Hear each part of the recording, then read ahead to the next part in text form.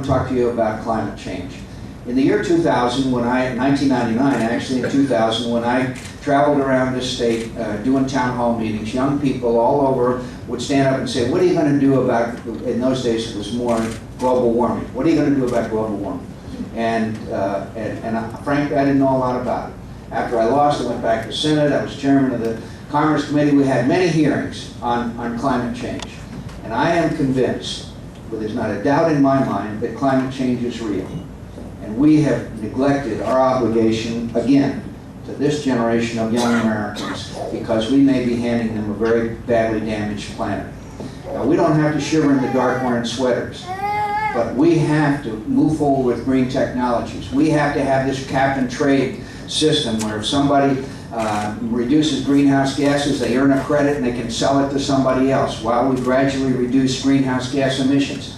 And I am convinced that we can do it, and we can do it in a way that incentivizes the capitalist free enterprise system.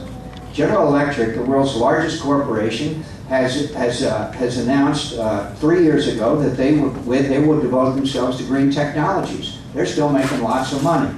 It's not as if it's something that's going to be terrible for the American people, although we may have to make some sacrifices. And if it's explained to Americans, and then I think they will. But also I need to talk to you about one other aspect of it very quickly that's controversial, and that's nuclear power. Nuclear power has got to be part of any real meaningful effort that we're going to make to reduce greenhouse gas emissions.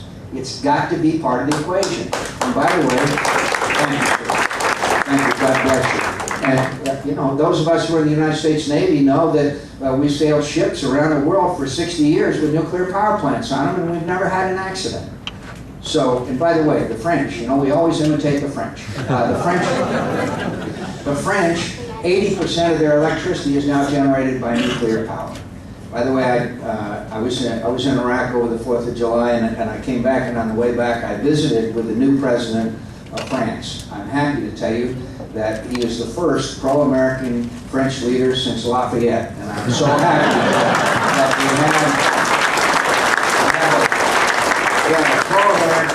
we have a pro-American president of France, and I'm very happy to report that to you, which I guess also shows that if you live long enough, anything can happen.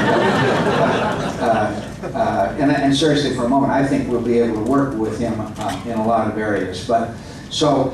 And the other part of that equation is energy independence.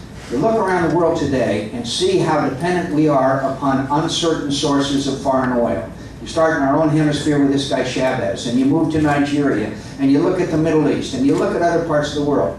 And my friends, if something happens, it's going to have a cataclysmic effect on our economy. A year ago, last February, there was an attempt by suicide bombers to destroy an oil refinery in Saudi Arabia. It failed, but it came close. The experts tell me that if that had succeeded and they had destroyed that large refinery, the price of oil would have gone to $150 a barrel. So we've got, there's many reasons, but the two most for climate change is that we've got to reduce our dependence on foreign oil, and as we do that, I think we can reduce greenhouse gas emissions. By the way, when I go to Iowa, I have a glass of ethanol every morning before breakfast with my friend Chuck Grassley. But anyway,